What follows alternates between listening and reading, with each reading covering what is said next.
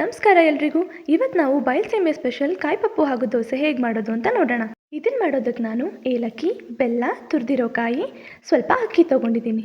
ಈಗ ಸ್ಟವ್ ಮೇಲೆ ಒಂದು ಪಾತ್ರೆ ಇಟ್ಟು ಅದಕ್ಕೊಂದು ಲೋಟ ನೀರು ಹಾಕಿ ತೊಗೊಂಡಿರೋ ಬೆಲ್ಲನ ಹಾಕಿ ಕರಗಿಸ್ಕೊತಾ ಇದ್ದೀನಿ. ನೀವು ಬೆಲ್ಲಕ್ಕೆ ನೀರು ಹಾಕಿ ಸ್ವಲ್ಪ ಹೊತ್ತು ಬಿಟ್ರೂ ಕರಗುತ್ತೆ, ಆದರೆ ಹೀಗೆ ಬಿಸಿ ಮಾಡೋದ್ರಿಂದ ಬೆಲ್ಲ ಬೇಗ ಕರಗುತ್ತೆ. ಬೆಲ್ಲ ಕರಗಿದ ಮೇಲೆ ನಾನು ಸೋಸ್ಕೊತಾ ಇದ್ದೀನಿ. ಈ ಥರ ಸೋಸ್ಕೊಳ್ಳೋದ್ರಿಂದ ಅದರಲ್ಲಿರೋವಂಥ ಕಲ್ಲು ಮಣ್ಣು ಎಲ್ಲ ಹೊರಗಡೆ ಬರುತ್ತೆ. ನಾನಿಲ್ಲಿ ಉಂಡೆ ಬೆಲ್ಲ ತೊಗೊಂಡಿದ್ದೀನಿ. ನೀವು ಮಾರ್ಕೆಟಲ್ಲಿ ಸಿಗೋಂಥ ಯಾವುದಾದ್ರೂ ಬೆಲ್ಲ ತೊಗೋಬೋದು. ಸೋಸಿದ ಮೇಲೆ ನೋಡಿ ಈ ಥರ ಉಳ್ಕೊಂಡಿರುತ್ತೆ.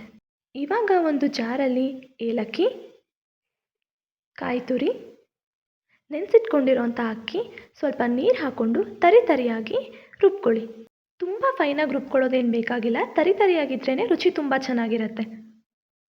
ಈಗ ಸೋಸಿಟ್ಕೊಂಡಿರೋಂಥ ಬೆಲ್ಲದ ಪಾಕಕ್ಕೆ ರುಬ್ಬಿಟ್ಕೊಂಡಿರೋಂಥ ಮಿಶ್ರಣನ ಹಾಕಿ ಕಲಸಿ ಒಲೆ ಮೇಲೆ ಬಿಸಿಗಿಟ್ಕೊಳ್ಳಿ. ನಾವಿದಕ್ಕೆ ಅಕ್ಕಿ ಹಾಕಿರೋದ್ರಿಂದ ತುಂಬ ಗಟ್ಟಿಯಾಗಿ ತಳ ಹಿಡಿಯೋ ಚಾನ್ಸಸ್ ಇರುತ್ತೆ. ಹಾಗಾಗಿ ಇನ್ನೂ 1-1.5 ಲೋಟದಷ್ಟು ನೀರು ಹಾಕ್ಕೊಂಡು ಕೈ ಬಿಡ್ದಲ್ಲೇ ತಿರುಗಿಸ್ತಾನೆ ಇರಿ.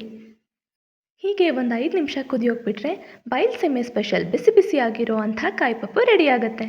ಇದನ್ನು ನೀವು ದೋಸೆ, ಕಡುಬು, ಒಚ್ಚಾವ್ಗೆ, ಚಪಾತಿ ಜೊತೆನೂ ತಿನ್ಬೋದು ಅಥವಾ ಪಾಯಸ ಥರನಾದರೂ ಕುಡಿಬೋದು. ಕಾಯಿಪಪ್ಪು ತುಂಬಾ ರುಚಿಯಾಗಿರುತ್ತೆ. ಯಾರೆಲ್ಲ ಸ್ವೀಟ್ ಡಿಶಸ್ ಇಷ್ಟಪಡಲ್ಲ ಅವರು ಕೂಡ ತುಂಬ ಇಷ್ಟಪಟ್ಟು ತಿಂತೀರಾ. ನೀವು ಕೂಡ ನಿಮ್ಮ ಮನೇಲಿ ಒಂದ್ಸಲ ಖಂಡಿತ ಟ್ರೈ ಮಾಡಿ. ಹೇಗಾಯಿತು ಅಂತ ನಮಗೆ ಕಾಮೆಂಟ್ ಸೆಕ್ಷನಲ್ಲಿ ತಿಳಿಸಿ.